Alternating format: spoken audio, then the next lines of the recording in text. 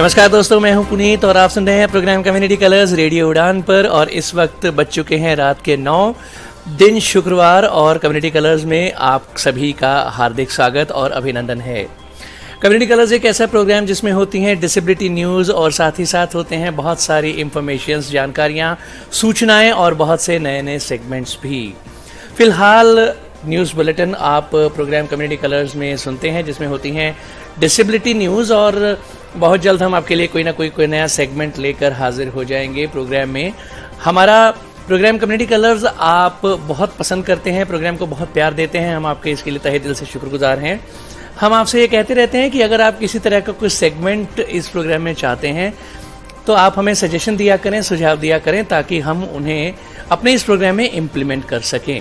बहरहाल रेडियो उड़ान सुनने के लिए आप हमारी वेबसाइट विजिट कर सकते हैं www.radioudan.com, जहां पर हमारे वेब पेज पर भी प्ले बटन प्रेस करके आप रेडियो उड़ान सुन सकते हैं। और वैसे प्ले स्टोर और ऐप स्टोर दोनों पर हमारी ऐप्स अवेलेबल हैं, और बहुत सारे थर्ड पार्टी प्लेटफॉर्म्स पर जैसे गूगल और एलेक्सा, एप्पल और यहाँ तक कि रिनोवा म्यूजिक पर भी हमारी रेडियो उड़ान स्ट्रीमिंग अवेलेबल है, और ट्यून इन पर भी आप रेडियो उड़ान सुन सकते हैं। हमारा फेसबुक पेज लाइक करें, हमारे ट्विटर को फॉलो करें, हमारा यूट्यूब चैनल सब्सक्राइब करें, हमारे व्हाट्सएप ग्रुप्स को ज्वाइन करें। प्रोग्राम कम्युनिटी कलर्स आप सुन रहे हैं मेरे यानी पुनीत के साथ। बिना देर किए सबसे पहले आइए सुन लेते हैं न्यूज हेडलाइंस। भारतीय रेलवे का समावेशी कदम सुगम्य भारत अभियान के तहत 597 रेलवे स्टेशन अब विकलांगों के अनुकूल। सरकार ने भारतीय स्टैंप विधेयक 2023 के मसौदे पर 30 दिनों की अवधि के भीतर जनता से मांगा सुझाव। गोवा सरकार की घोषणा, कैंसर और हीमोफीलिया का मिलेगा मुफ्त उपचार। सुनेंगे पेरम्बलूर व्हील चेयर मामला। फिल्म आंख मिचौली को लेकर दाखिल याचिका दिल्ली हाईकोर्ट में खारिज। दिव्यांग व्यक्तियों का अपमान करने का लगाया गया आरोप। दीप स्तंभ फाउंडेशन पुणे लेकर आया है ऑनलाइन और ऑफलाइन कंप्यूटर पाठ्यक्रम। दिव्यांग अभ्यर्थियों की भर्ती के लिए वॉक इन इंटरव्यूज। दिव्यांग बालिका दुर्गा ने जीते 2 मेडल्स, दुर्गा का गर्मजोशी से स्वागत। दिव्यांग बच्चों के लिए जिला स्तरीय खेल कूद प्रतियोगिता का होगा आयोजन। दिव्यांग क्रिकेटर आमिर की मदद करेगा अडानी ग्रुप, चेयरमैन गौतम अडानी ने खुद किया बड़ा ऐलान। बिहार में दिव्यांग एथलेटिक्स व क्रिकेट स्पर्धा होगी 25 जनवरी को। उज्जैन के सरकारी स्कूलों में फर्जी दिव्यांग प्रमाण पत्र पर नौकरी पाने वाले शिक्षकों की नियुक्ति निरस्त। फैमिली आईडी जमा नहीं करने पर 1600 दिव्यांगों का पेंशन अटका। दिव्यांग कार सेवक की पीएम मोदी से अपील, करवा दे रामलला के दर्शनों की। न्यूज हेडलाइंस के बाद बारी डिटेल्ड न्यूज बुलेटिन की, लेकिन उससे पहले छोटा सा ब्रेक के बाद वापस आएंगे। सुनते रहिए program community colours only on radio Udaan, a flight of life. Hello from hidden voices. One vision, one voice. And that has led to more than 1,000 hidden voices getting together to empower visually impaired and economically challenged children and adults across India by opening up the world of books to them. Hidden Voices is a unique reading charity founded by Miss Devi Krishna and co-founded by Miss Maitreyi Rajdev on 28 April 2019. An experienced psychotherapist and a counselor with proficiency in the diverse domains of education and human resource management, Ms. Devi has roped in volunteers from across India to read out and create audiobooks in various languages, with Mr. Sudhish P. as a partner and Ms. Cincy Thomas as its president. Hidden Voices now has a total of more than 1,500 in-house readers and is linked with many clubs from JNU, Pune and South India, which gives it more than 3,000 readers. It has volunteers as young as 5 years to as experienced as 82 years. The readers are divided into groups according to age and the language chosen. Hidden Voices has now a steady inventory of books, both informative and fictional, in almost 20 languages. The audiobooks have been utilized by various institutions and groups like Fergusson College Pune, Lit the Light, Duty, Madras Club, etc.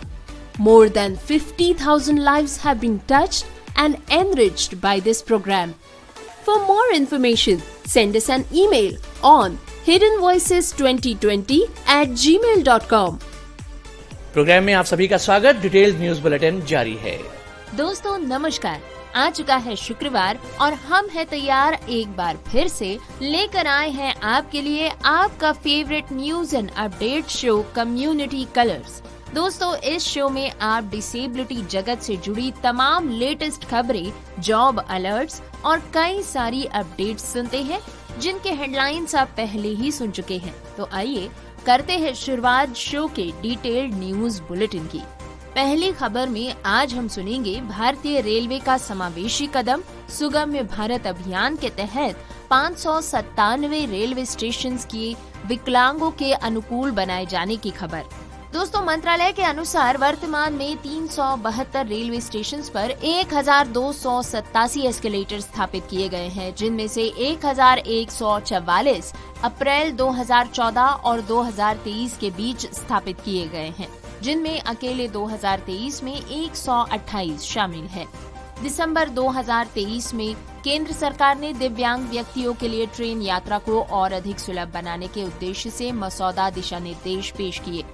Rail मंत्रालय ने पहुंच के प्रति अपनी प्रतिबद्धता को एक महत्वपूर्ण मील का पत्थर घोषित किया है, जिसमें कहा है कि देश भर में 597 रेलवे स्टेशन अब लिफ्ट या एस्केलेटर से सुसज्जित है।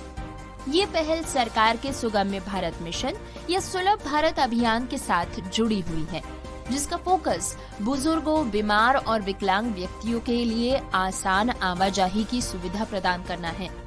मंत्रालय ने इस बात पर भी जोर दिया है कि रेलवे स्टेशनों पर विशेष रूप से दिव्यांग व्यक्तियों के लिए सुविधाओं में निरंतर सुधार एक सतत प्रक्रिया है। लिफ्टों और एस्केलेटरों की उपस्थिति न केवल प्लेटफॉर्मों के बीच यात्रियों की सुचारू आवाजाही सुनिश्चित करती है, बल्कि समग्र यात्री सुरक्षा को भी बढ़ाती है। दोस्तों अब खबर सुनते हैं केंद्रीय वित्त मंत्रालय की ओर से। केंद्रीय वित्त मंत्रालय का कहना है कि राजस्व विभाग ने भारतीय स्टैंप विधेयक को आधुनिक स्टैंप शुल्क व्यवस्था के अनुरूप बनाने के लिए एक मसौदा तैयार किया है। एक बार अधिनियमित होने के बाद ये विधेयक भारतीय स्टैंप अधिनियम 1899 का स्थान ले लेगा। मंत्रालय का कहना है कि भारतीय स्टैंप अधिनियम 1899 एक राजकोषीय कानून है जो लेन देन रिकॉर्ड करने वाले उपकरणों पर स्टैंप के रूप में लगाए गए कर से संबंधित कानून बनाता है। इसमें कहा गया है कि अधिक आधुनिक स्टैंप ड्यूटी व्यवस्था को सक्षम करने के लिए अधिनियम समय समय पर संशोधित किया गया है। दोस्तों अगली खबर में हम सुनते हैं कि सरकार ने हीमोफीलिया के मरीजों को बड़ी राहत देते हुए गोवा प्रदेश के 48 सूचीबद्ध मरीजों का मुफ्त इलाज करने की घोषणा की है। इसने HER2 पॉजिटिव स्तन कैंसर रोगियों के लिए ऑन्कोलॉजी में 2 मोनोक्लोनल एंटीबॉडीज के निश्चित खुराक संयोजन, मुफ्त कैंसर रोधी दवा PHESGO की शुरुआत की भी घोषणा की। मंगलवार को एक प्रेस कॉन्फ्रेंस को संबोधित करते हुए स्वास्थ्य मंत्री विश्वजीत राणे ने कहा कि सरकार ने हीमोफीलिया, स्तन कैंसर और स्पाइनल मस्कुलर एट्रोफी SMA से संबंधित स्विस बहुराष्ट्रीय स्वास्थ्य सेवा कंपनी रॉश हेल्थकेयर से मिलकर स्वास्थ्य क्षेत्र में कुछ ऐतिहासिक फैसले लिए हैं। उन्होंने कहा कि गोवा मॉडल स्वास्थ्य सेवा में आशाजनक परिणाम दिखा रहा है। संभावित रूप से कथित दिल्ली मॉडल की तुलना में अधिक लाभ ये प्रदान कर रहा है। राणे ने आगे कहा कि सरकार ने गोवा मेडिकल कॉलेज और अस्पताल के 48 सूचीबद्ध हीमोफीलिक रोगियों को मुफ्त उपचार प्रदान करने का निर्णय लिया है। उन्होंने कहा कि राज्य का इरादा भविष्य में हीमोफीलिया के लगभग 0 रक्तस्राव का है। उन्होंने बताया कि थेरेपी में एक मोनोक्लोनल एंटीबॉडी एमिसिजुमैब इंजेक्ट करना शामिल है। इसके अलावा ये बताते हुए कि गोवा में सालाना लगभग 250 से 300 स्तन कैंसर के मामले दर्ज हो रहे हैं, राणे ने प्रारंभिक चरण में कैंसर रोगियों को मुफ्त कैंसर रोधी दवा पर्टुजिमैब ट्रैडुजिमैब प्रदान करने के लिए एक पहल शुरू करने की घोषणा की। श्री राणे ने आगे बताया कि ये उन्नत उपचार स्तन कैंसर के शुरुआती चरण में दिए जाने पर पूर्ण इलाज की क्षमता रखता है। उल्लेखनीय रूप से गोवा इस योजना को लागू करने वाला पहला राज्य होगा जो इसे निःशुल्क प्रदान करेगा और शेष विश्व के लिए एक अनुकरणीय स्वास्थ्य मॉडल स्थापित करने का लक्ष्य रखेगा। श्री राणे ने ये भी बताया कि गोवा सरकार में सालाना 1.5 करोड़ रुपए से 2 करोड़ रुपए तक खर्च करके स्पाइनल मस्कुलर एट्रोफी के 4 मरीजों का मुफ्त इलाज भी किया जाएगा। SMA एक जन्मजात और जीवन घातक विकार है जो प्रगतिशील मांसपेशियों की कमजोरी का कारण बन सकता है। और अब दोस्तों बारी आ गई है पेरम्बलूर व्हीलचेयर मामला सुनने की। दरअसल पेरम्बलूर कलेक्टर ने महिला द्वारा याचिका दायर करने के कुछ ही मिनटों के भीतर व्हीलचेयर को मंजूरी दे दी। महिला ने पेरम्बलूर कलेक्टर में मासिक शिकायत निवारण बैठक में अपनी 30 वर्षीय विकलांग बेटी के लिए व्हीलचेयर के लिए याचिका प्रस्तुत की थी। सोमवार को यहां कलेक्ट्रेट में आयोजित साप्ताहिक शिकायत निवारण बैठक में कलेक्टर के करपगन द्वारा अपनी 30 वर्षीय विकलांग बेटी के लिए व्हीलचेयर मांगने वाली एक महिला की याचिका का कुछ ही मिनटों में निवारण कर दिया। वेप्पुर ब्लॉक के नल्ला इरकी गाँव की पुनगोथाई अपनी बेटी के लिए व्हीलचेयर की मांग वाली याचिका लेकर शिकायत निवारण बैठक में आई थी।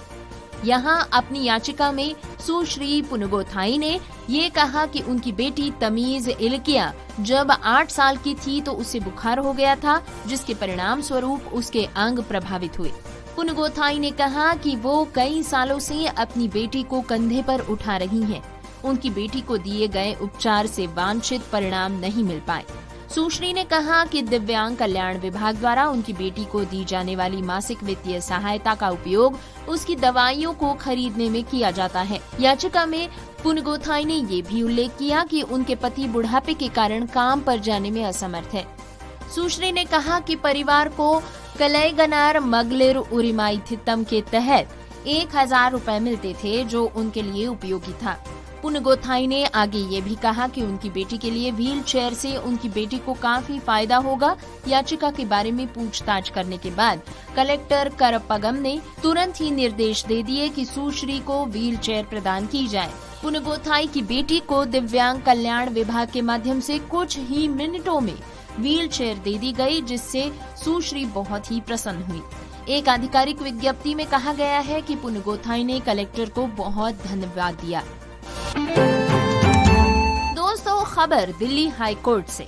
दिल्ली हाई कोर्ट ने सोमवार को उस याचिका पर विचार करने से इनकार कर दिया जिसमें दावा किया गया था कि फिल्म आंख मिचौली दिव्यांग व्यक्तियों के अधिकारों का उल्लंघन करती है और विभिन्न विकलांगताओं से पीड़ित पात्रों को बेहद अपमानजनक और असंवेदनशील तरीके से चित्रित करती है। कार्यवाहक मुख्य न्यायाधीश मनमोहन और न्यायमूर्ति मनमीत PS अरोड़ा की पीठ ने कहा कि सिनेमाई काम में बहुत अधिक छूट दी जाती है। एक बार जब केंद्रीय फिल्म प्रमाणन बोर्ड CBFC किसी फिल्म को प्रमाणित कर देता है तो अदालतें आमतौर पर हस्तक्षेप नहीं करती हैं। कोर्ट ने याचिका खारिज करते हुए कहा है कि हम बहुत ही अधिक सेंसरशिप नहीं चाहते हैं। हम उन कुछ देशों में से हैं जहां पहले से ही सेंसरशिप है। हम एक ऐसा देश है जहां फिल्म की रिलीज से पहले दृश्य हटा दिए जाते हैं। दीप स्तंभ फाउंडेशन मनोबल पुणे की तरफ से नमस्ते। सभी दृष्टिबाधित छात्रों और नौकरी धारकों के लिए बुनियादी और उन्नत ऑनलाइन ऑफलाइन कंप्यूटर पाठ्यक्रम के लिए पंजीकरण फॉर्म्स आमंत्रित करते हुए दीप स्तंभ को खुशी महसूस होती है। कोर्स कम दृष्टि और दृष्टिबाधित छात्रों और नौकरी धारकों के लिए है। दीप स्तंभ भारत भर में सभी के लिए मूल्य संचालित गुणवत्तापूर्ण शिक्षा प्रदान करता है, विशेष रूप से विकलांग व्यक्तियों, अनाथों और आर्थिक रूप से कमजोर युवाओं के लिए। दीप स्तंभ यूपीएससी, बैंकिंग और अन्य जैसी प्रतियोगी परीक्षाओं के लिए निःशुल्क प्रशिक्षण प्रदान करती है। प्रौद्योगिकी प्रशिक्षण के साथ साथ व्यक्तित्व और करियर विकास भी यहाँ पर किया जाता है। ये पाठ्यक्रम आवासीय और ऑनलाइन दोनों ही तरह से उपलब्ध है। इसमें दिए गए विषयों का ज्ञान प्रदान किया जाएगा। एनवीडीए और jaws screen reader software computer के बुनियादी संचालन विंडोज 10 और 11 के साथ माइक्रोसॉफ्ट ऑफिस 16, 19 और 21 भी इसमें सिखाए जाएंगे। गूगल उत्पाद दस्तावेज, शीट, स्लाइड, फॉर्म और क्लासेस इसमें लिए जाएंगे। इंटरनेट ब्राउजिंग और ईमेल सहायक उपकरण और प्रौद्योगिकी भी इसमें शामिल है। मोबाइल टॉक बैक के साथ काम करना इसमें सिखाया जाएगा। कोर्स अवधि 6 महीने की होगी। ये पाठ्यक्रम सभी दृष्टिबाधित विद्यार्थियों के लिए निःशुल्क है। जो छात्र पुणे से हैं, वे ऑफलाइन तरीके से तकनीकी प्रशिक्षण के लिए केंद्र पर आ सकते हैं। जो लोग पुणे से बाहर के हैं, उन्हें ऑनलाइन ट्रेनिंग दी जा सकती है। तो जल्दी से पुणे मनोबल का पता नोट कर लीजिए। दीप स्तंभ फाउंडेशन, चैतन्य नगर, विशाल तांबे कार्यालय के पास, शंकर महाराज छोटा मठ खेल मैदान के पास, बालाजी नगर, धनकवड़ी, कातरज, पिन कोड 411043। दोस्तों, पंजीकरण के लिए आपको गूगल फॉर्म भरना होगा। पंजीकरण की अंतिम तिथि है 30 जनवरी 2024। किसी भी अन्य पूछताछ के लिए आप दीप स्तंभ से संपर्क करें। Shri Shyam Mishra, computer trainer. Mobile number है 8169267508। याद रहे 8169267508। इस संदेश को फैलाकर और साझा कर दूसरों की मदद करें। दोस्तों, खबर है मध्य प्रदेश शासन की तरफ से। सामान्य प्रशासन विभाग द्वारा मध्य प्रदेश के समस्त विभागों में दिव्यांग अभ्यर्थियों के लिए आरक्षित रिक्त पदों पर भर्ती के लिए लास्ट डेट बढ़ा दी गई है। ये सीधी भर्ती प्रक्रिया है, वॉक इन इंटरव्यू के माध्यम से की जाएगी। इसके लिए किसी भी प्रकार की लिखित परीक्षा का आयोजन नहीं होगा। दोस्तों, सामान्य प्रशासन विभाग भोपाल से जारी परिपत्रक में लिखा गया था कि माननीय न्यायालय द्वारा दिए गए निर्देशों के परिप्रेक्ष्य में उपरोक्त संदर्भित परिपत्रक दिनांक 22 फरवरी 2014 द्वारा दिव्यांगजनों के लिए आरक्षित पदों की पूर्ति विशेष भर्ती अभियान के तहत वॉक इन इंटरव्यू के माध्यम से किए जाने के निर्देश दिए गए थे। तत्पश्चात समय समय पर उक्त समय सीमा में वृद्धि की जाती रही है। संदर्भित परिपत्रक 5 जनवरी 2023 द्वारा वॉक इन इंटरव्यू से पद पूर्ति की समय सीमा दिनांक 31/12/2023 तक निर्धारित की गई थी। लेकिन राज्य शासन के ध्यान में आया है कि दिव्यांगजनों के लिए आरक्षित रिक्त पदों की पूर्ति अभी तक नहीं हो पाई है। अतः विशेष भर्ती अभियान के तहत दिव्यांगजनों के आरक्षित पदों की पूर्ति वॉक इन इंटरव्यू के माध्यम से किए जाने की समय सीमा दिनांक 21/12/2024 तक बढ़ाई गई है। समस्त विभाग या कार्यालय उक्त समय सीमा में दिव्यांगजनों के लिए आरक्षित रिक्त पदों की पूर्ति सुनिश्चित करते हुए उसकी जानकारी सामान्य प्रशासन विभाग तथा सामाजिक न्याय एवं दिव्यांगजन सशक्तिकरण विभाग को दिनांक 20 जनवरी 2024 तक निर्धारित प्रपत्रक में प्राथमिकता के आधार पर उपलब्ध कराने का कष्ट करें। दोस्तों, गोवा में आयोजित 22वीं राष्ट्रीय एथलेटिक्स चैंपियनशिप में बीकानेर के दिव्यांग बच्चों ने साहस और उत्साह से भागीदारी निभाते हुए श्रेष्ठ प्रदर्शन कर दिखाया है। दिव्यांग बालक बालिकाओं की टीम के बीकानेर पहुंचने पर गर्मजोशी से उनका स्वागत किया गया। दिव्यांग सेवा संस्थान की अध्यक्षा मंजू जैन ने बताया कि प्रतियोगिता में दुर्गा गहलोत ने क्लब थ्रो और खेलो इंडिया में कांस्य पदक हासिल किया है। दुर्गा के कोच जय किशन गोदारा, गजानन शर्मा एवं नरेंद्र उपाध्याय ने दुर्गा को निरंतर अभ्यास करते हुए प्रतियोगिता में हौसले के साथ खेलकर बीकानेर, राजस्थान और देश का नाम रोशन करने का आशीर्वाद दिया। अनेक लोगों व खिलाड़ियों के परिजनों ने रेलवे स्टेशन पर पुष्प मालाओं के साथ खिलाड़ियों का स्वागत किया। श्रीमती जैन ने बताया कि दिव्यांग बच्चों में आत्मविश्वास जागृत करते हुए राष्ट्रीय अंतर्राष्ट्रीय स्तर की प्रतियोगिताओं में हिस्सा लेने, अपने में व्याप्त दिव्यांग होने की भावना को दूर करने के लिए प्रोत्साहित किया जा रहा है। डिटेल न्यूज बुलेटिन जारी है, लेकिन इससे पहले वक्त एक बार फिर एक छोटे से ब्रेक का है। ब्रेक के बाद फिर मिलेंगे। सुनते रहिए program community colours only on radio Udaan, a flight of life. Hidden voices की तरफ से आप सभी का स्वागत। हिडन वॉइसेस, एक दृष्टि एक आवाज, और इसने पूरे भारत में दृष्टिबाधित और आर्थिक रूप से विकलांग बच्चों और वयस्कों को किताबों की दुनिया खोलकर सशक्त बनाने के लिए 1000 से भी अधिक छिपी हुई आवाजों को मिलाया है। 28 अप्रैल 2019 को देवी कृष्णा द्वारा स्थापित और सुश्री मैत्री राजदेव द्वारा सह संस्थापित हिडन वॉइसेस एक अद्वितीय रीडिंग चैरिटी है। देवी एक अनुभवी मनोचिकित्सक और काउंसलर है और ह्यूमन रिसोर्स मैनेजमेंट की एक दक्ष प्रबंधक है। देवी ने पूरे भारत के विभिन्न भाषाओं के स्वयंसेवकों को दृष्टिबाधितों के लिए ऑडियो किताब पढ़ने और बनाने के लिए तैयार किया है। एक भागीदार के रूप में श्री सुधीश पी और इसके अध्यक्ष के रूप में सुश्री सिंसी थॉमस के साथ हिडन वॉइसेस के अब कुल 1500 से भी अधिक इन हाउस पाठक है और ये JNU, पुणे और दक्षिण भारत स्थित कई क्लबों से जुड़ा हुआ है, जिसके चलते अब हिडन वॉइसेस के पास 3000 से भी अधिक पाठक है। इसमें सबसे छोटे पाठक 5 साल की उम्र से लेकर सबसे बड़े पाठक 82 साल के अनुभव वाले स्वयंसेवक है। पाठकों को उम्र और चुनी गई भाषा के अनुसार ग्रुप्स में बांट दिया जाता है। हिडन वॉइसेस के पास अब लगभग 20 भाषाओं में जानकारी पूर्ण और काल्पनिक दोनों ही तरह की पुस्तकों की एक सूची तैयार है।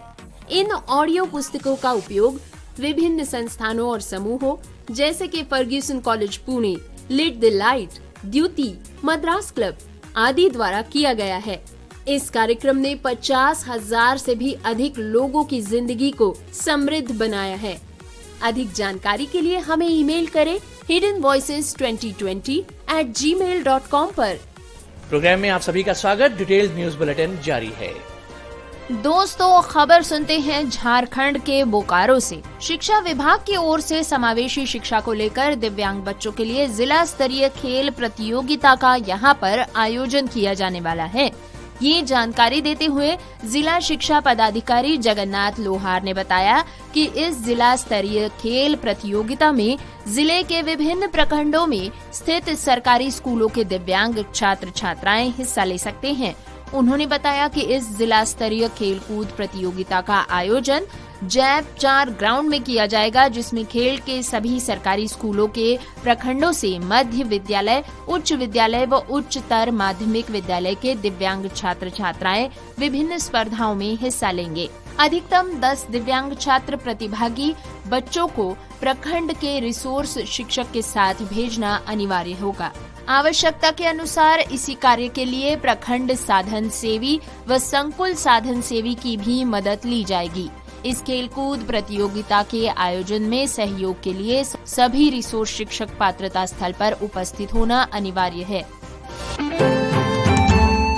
दोस्तों, अडानी ग्रुप के चेयरमैन की ओर से सहयोग के ऐलान के बाद आमिर ने उनका शुक्रिया अदा किया है। उन्होंने मीडिया से कहा है कि मैं सहयोग के लिए अडानी सर को धन्यवाद देना चाहता हूं, क्योंकि उन्होंने मुझे इस लायक समझा। आमिर ने कहा कि मैंने उनका ट्वीट देखा है और उनके इस ऐलान से मैं बहुत खुश हूं।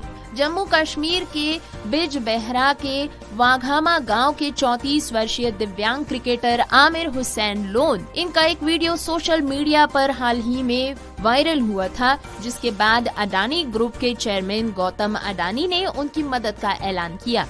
अडानी ने सोशल मीडिया साइट एक्स पर पोस्ट कर लिखा है कि आमिर की ये भावुक कर देने वाली कहानी अद्भुत है। हम आपकी हिम्मत, खेल के प्रति निष्ठा और विपरीत परिस्थिति में कभी भी हार न मानने वाले जज्बे को प्रणाम करते हैं। अडानी फाउंडेशन आपसे शीघ्र ही संपर्क कर इस बेमिसाल सफर में आपका हर संभव सहयोग करेगा। इसके आगे उन्होंने लिखा कि आपका संघर्ष हम सब के लिए प्रेरणा है। दोस्तों, खबर है बिहार के भागलपुर से। यहाँ पर वार्षिक खेल कार्यक्रम 2023-24 के तहत सैंडिस कंपाउंड के बिहार राज्य खेल प्राधिकरण और जिला प्रशासन भागलपुर की ओर से जिला स्तरीय दिव्यांग एथलेटिक्स दृष्टिबाधित क्रिकेट प्रतियोगिता 25 जनवरी को कराई जाएगी। जिला खेल पदाधिकारी जय नारायण कुमार ने बताया कि प्रतियोगिता में 30 वर्ष के उम्र तक के दिव्यांग खिलाड़ी भाग ले सकते हैं। जो दिव्यांग खिलाड़ी भाग लेना चाहते हैं उन्हें जिला खेल कार्यालय भागलपुर में 24 जनवरी तक निबंध कराना होगा। प्रतियोगिता शारीरिक दिव्यांग, दृष्टिबाधित दिव्यांग, मूक बधिर दिव्यांग और श्रवण बाधित दिव्यांग श्रेणियों में होगी। दोस्तों, खबर सुनते हैं उज्जैन से। फर्जी दिव्यांग प्रमाण पत्र लगाकर उज्जैन के सरकारी स्कूलों में नियुक्ति पाए 3 शिक्षकों की नियुक्ति जिला शिक्षा अधिकारी आनंद शर्मा ने निरस्त कर दी है। इनके नाम गौरव ब्रह्मस्वरूप पराशर, अनिल सरनाम शर्मा और अशोक पदमचंद्र जैन है। प्रकरण की मजेदार बात तो ये है कि नियुक्ति भी आनंद शर्मा ने ही की थी, वो भी लोक शिक्षण संचालनालय DPI द्वारा 13 जून 2023 को जारी उस आदेश को दरकिनार रखकर, जिसमें स्पष्ट लिखा था कि नियुक्ति देने से पहले जिला शिक्षा अधिकारी मेडिकल बोर्ड से अभ्यर्थी की जांच करवा ले और प्रमाण पत्र सत्यापित करने के बाद नियुक्ति प्रदान करे। वो तो भला हो संकुल प्राचार्यों का, जिन्होंने संचालनालय के आदेश का हवाला देकर नियुक्ति पर आपत्तियां ली। बावजूद आपत्ति का निराकरण करने में जिला शिक्षा अधिकारी ने 4 माह लगा दिए। प्रकरण में भारी लेन देन होने की चर्चा है। प्रश्न ये भी है कि इतना संगीन अपराध होने पर शिक्षक या अधिकारी के खिलाफ थाने में FIR दर्ज क्यों नहीं कराई गई। दोस्तों, खबर है उत्तर प्रदेश के मुरादाबाद से। यहाँ पर फैमिली ID राशन कार्ड नहीं होने पर दिव्यांगों का पेंशन उनके खाते में नहीं पहुँच पा रहा है। जिला दिव्यांग जन सशक्तिकरण अधिकारी विजय कुमार यादव ने बताया कि जनपद में लगभग 11,500 दिव्यांग जन पेंशन धारक है, जिसमें से 1600 दिव्यांग फैमिली कार्ड नहीं जमा कर पाए हैं। उनको पेंशन प्राप्त करने के लिए राशन कार्ड या फैमिली ID जिला दिव्यांग जन सशक्तिकरण कार्यालय में जमा करना जरूरी है। जिन दिव्यांगों के राशन कार्ड नहीं है वो आधार कार्ड व फोटो सहित जिला पूर्ति अधिकारी कार्यालय व अपने संबंधित तहसील पर अपना राशन कार्ड बनवा सकते हैं। जिनके राशन कार्ड नहीं बन रहे हैं वो ऑनलाइन साइट पर फैमिली ID बनवा सकते हैं। राशन कार्ड या फैमिली ID जमा न कर पाने की वजह से धनराशि अटकी पड़ी है। ये धनराशि लखनऊ से ही रोक दी गई है। दोस्तों, खबर है मध्य प्रदेश से। दिव्यांग कार सेवक ने PM मोदी से अपील की है कि 22 जनवरी के बाद रामलला के दर्शन की व्यवस्था करवा दे। दरअसल 6 दिसंबर 1992 को विवादित ढांचे के गिरने के बाद मलबे में दबने से कार सेवक अचल सिंह मीणा दिव्यांग हो गए थे। उनकी कमर के नीचे का हिस्सा काम नहीं करता। इसी वजह से करीब 30 साल से वो बिस्तर पर हैं। अयोध्या में 22 जनवरी को भव्य मंदिर में रामलला की प्राण प्रतिष्ठा का कार्यक्रम होने जा रहा है। ये हर सनातनी के लिए गर्व का क्षण है।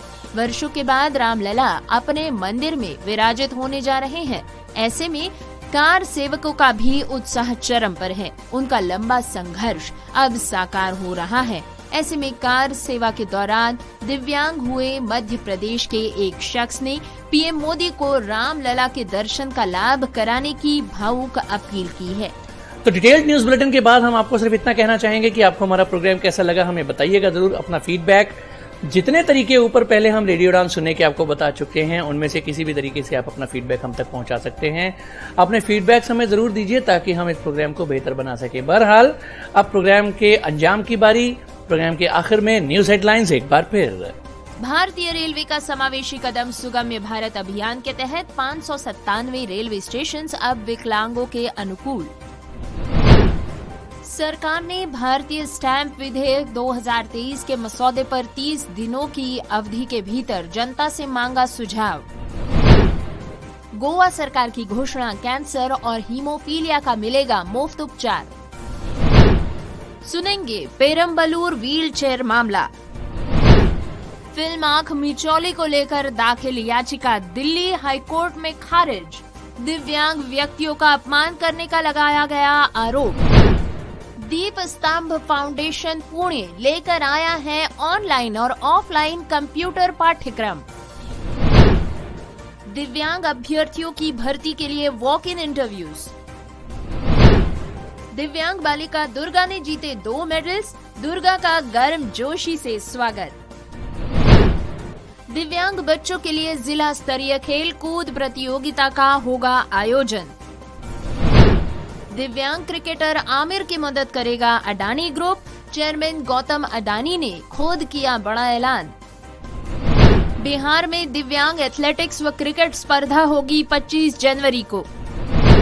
उज्जैन के सरकारी स्कूलों में फर्जी दिव्यांग प्रमाण पत्र पर नौकरी पाने वाले शिक्षकों की नियुक्ति निरस्त। फैमिली आईडी जमा नहीं करने पर 1600 दिव्यांगों का पेंशन अटका। दिव्यांग कार सेवक की पीएम मोदी से अपील करवा दे रामलला के दर्शनों की व्यवस्था।